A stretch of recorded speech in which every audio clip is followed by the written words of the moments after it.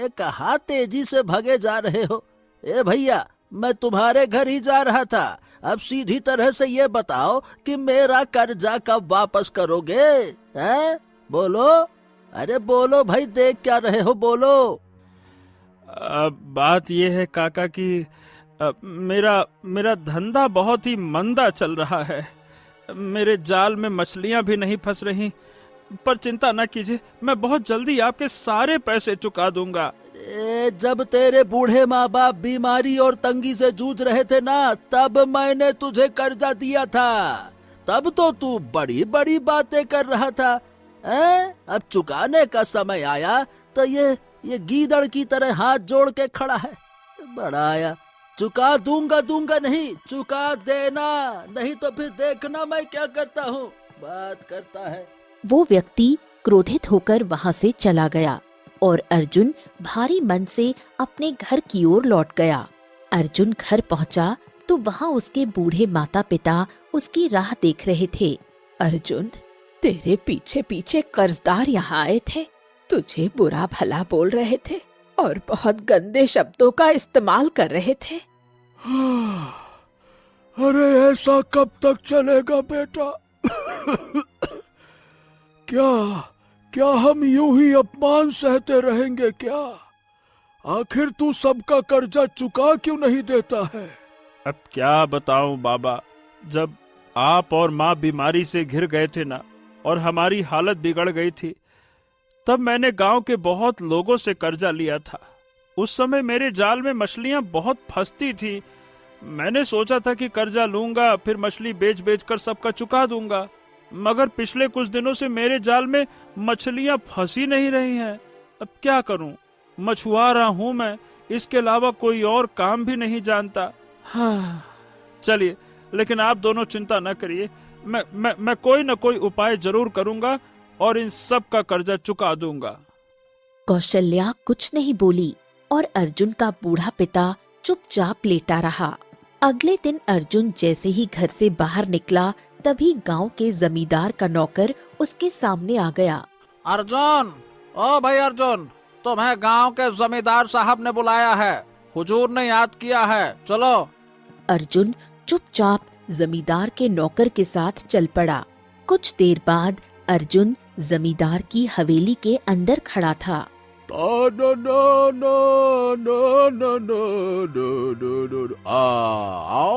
आओ अर्जुन, आओ भाई।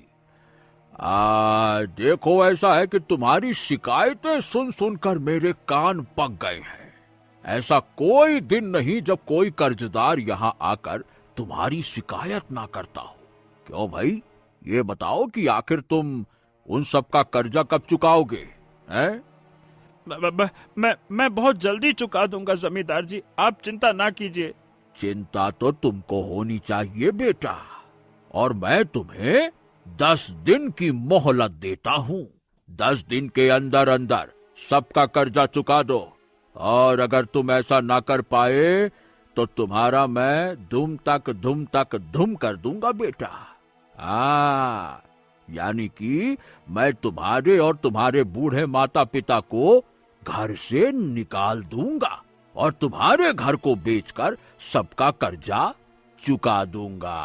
अरे लेकिन जमींदार जी, मैं 10 दिन में इतना कर्ज कैसे चुका पाऊंगा? ये मैं नहीं जानता बेटा, ये तो तुम जानो। अरे कैसे चुकाओगे, कहाँ से लाओगे, ये तुम्हारे हाथ में है बेटा। अब बस मैं तो इतना जानता हूँ, जल्दी से कर्जा चुकाओ, अपना घर बचाओ, नहीं तो मैं कर दूंगा क्या? दिन तक दिन।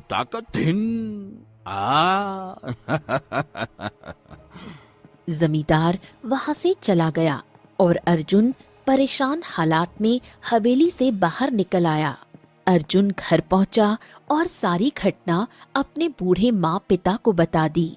अगर जमींदार ने धमकी दी है तो इसका मतलब हमारा ये घर भी हमारे हाथ से चला जाएगा।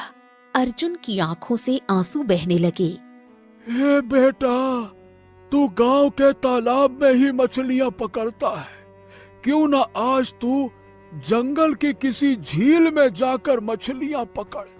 सुना है कि वहाँ बहुत मछलियाँ फंसती हैं, है बेटा? एक बार देखा? ठीक है, आप ठीक कह रहे पिताजी। अब मैं कल गांव के तालाब में नहीं बल्कि जंगल के झील में मछलियां पकड़ने जाऊंगा। झील की ओर चला गया। जंगल के भीतर एक बड़ी ही सुंदर झील दिखाई दी, जिसके आसपास सन्नाटा और अजीब सा अंधकार फैला हुआ था।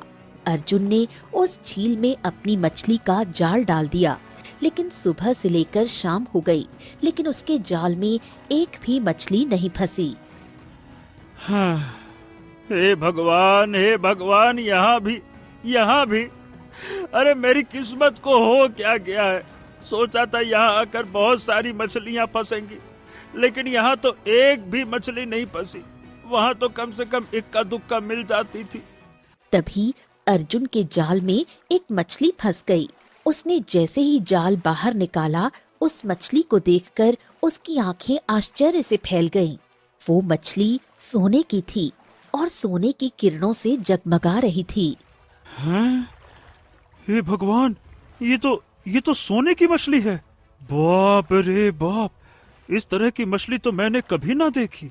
अगर इसे बाजार में बेच दूंगा तो बहुत आसानी से मेरा कर्जा चुक जाएगा और इसके तो मुझे बहुत अच्छे दाम मिलेंगे।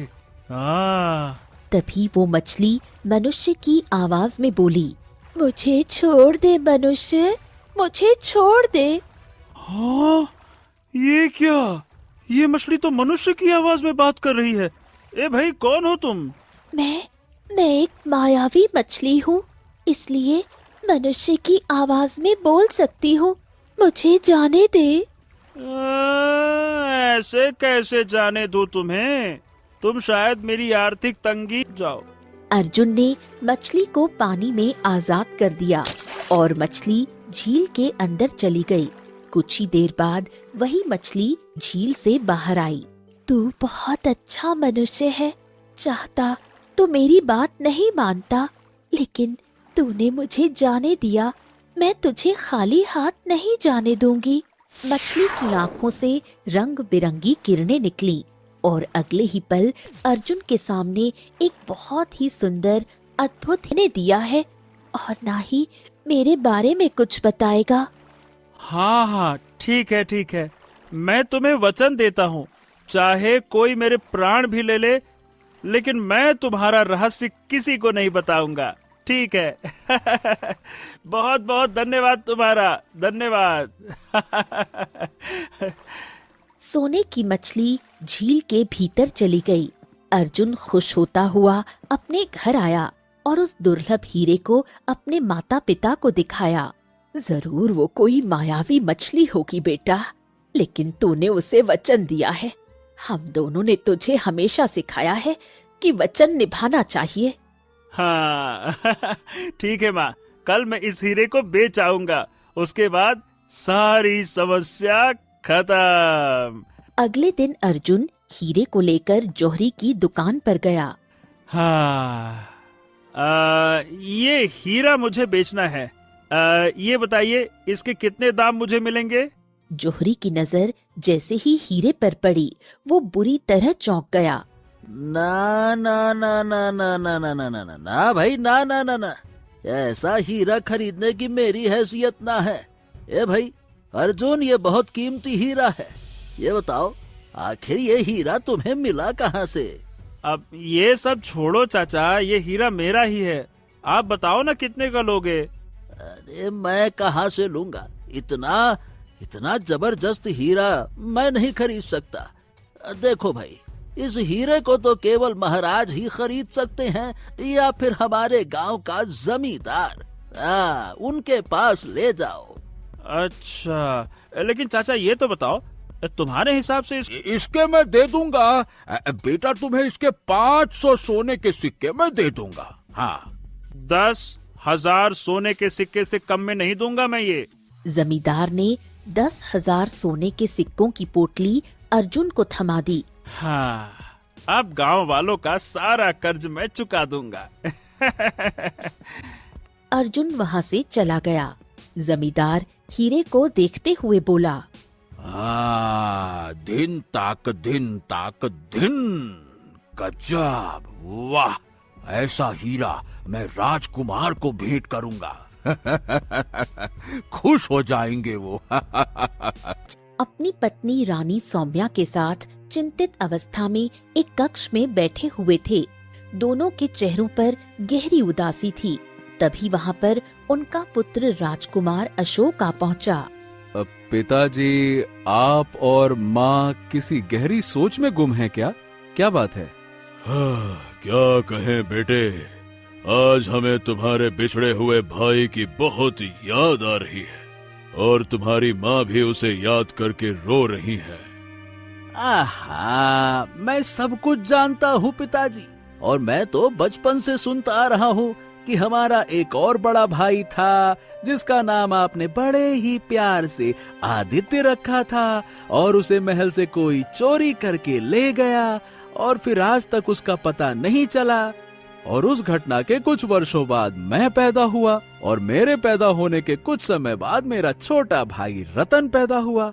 लेकिन पिताजी, मेरी बात समझिए, होनी को कौन टाल सकता है?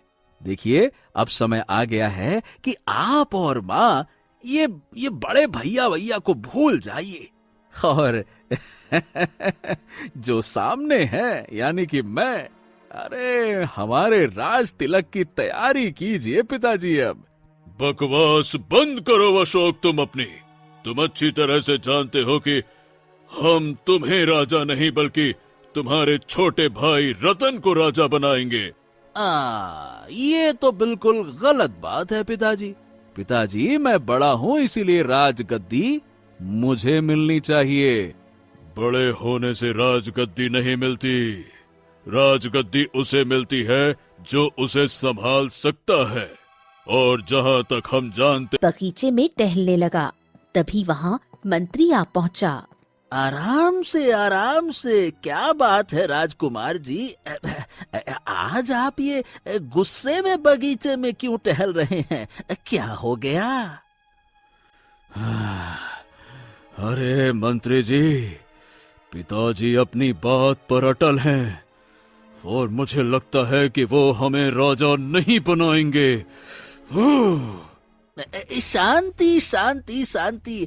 देखिए राजकुमार, जब सीधी उंगली से घी ना निकले तो उंगली टेढ़ी करनी चाहिए। मेरा मतलब है कि चिंता की क्या बात है? इतिहास गवाह रहा है कि सिंहासन के लिए अपनों ने अपनों का खून बहाया है। आप अपने पिता और अपने छोटे भाई को रास्ते से हटा दीजिए। लेकिन कैसे मंत्री जी, कैसे? बड़ी आसान सी बात है। देखिए, मेरी बात जरा ध्यान से सुनिएगा, कान इधर लाइए। मैं क्या कहता हूँ कि आप उन दोनों के खाने में जहर मिला दीजिए। दोनों मर जाएंगे और राजगद्दी आपकी हो जाएगी। मंत्री जी, कहना बड़ा आसान है। दरबार के लोग मुझे शक की नजर से देखते हैं, और अगर जरा सा भी शक हुआ तो जांच बैठा देंगे और राजगद्दी मेरे हाथ से निकल जाएगी। अरे तो कोई बात नहीं, मेरे पास इसका भी एक उपाय है। ठीक है, तो फिर जाओ, अभी के अभी उस साधु मतलब है तांत्रिक को बुला कर लाओ। जाओ। ठीक है, जो आज्ञा। मंत्री तुरंत वहाँ से चला गया। तभी एक सैनिक राजकुमार अशोक के पास आ पहुँचा। अतिथि गृह में आपके मित्र जमींदार आए हुए हैं। तुम यहीं रुको, अगर मंत्री किसी को लेकर आए तो उन्हें अतिथि गृह में भेज देना। ये कहकर अशोक महल के खास हिस्से की ओर चला गया। मेरे मित्र, अरे भाई तुम्हारी बड़ी याद आ रही थी।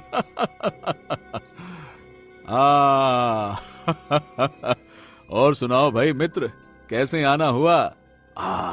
अरे बस आपके लिए कुछ लेकर आया हूँ। अरे बड़ा जबरदस्त नमूना है। रुकिए, ये देखिए। जमींदार ने वो हीरा निकाला राजा बनने के बाद जब आप अपने ताज में इस हीरे को लगाएंगे ना, कसम से कह रहा हूं, अरे राजकुमार, आपका ताज बेमिसाल बन जाएगा। हाँ। वाह वाह वाह, अद्भुत अद्भुत। अवश्य, राजा बनने के बाद हम तुम्हें इसकी ऐसी कीमत देंगे जिसका तुम्हें अंदाजा भी नहीं होगा। लेकिन पहले हम राजा तो बन जाएं, यही बहुत बड़ी बात है।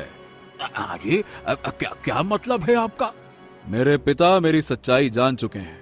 वो मेरे छोटे भाई रतन को राजा बनाना चाहते हैं। मैं और मंत्री इस योजना में लगे हैं कि कैसे भी करके उन्हें रास्ते से हटाया जाए। अरे राजकुमार जी, आप जो कहते हैं वो करके दिखाते हैं। मुझे आप पर पूरा विश्वास है। राजकुमार अशोक मुस्कुराने लगा।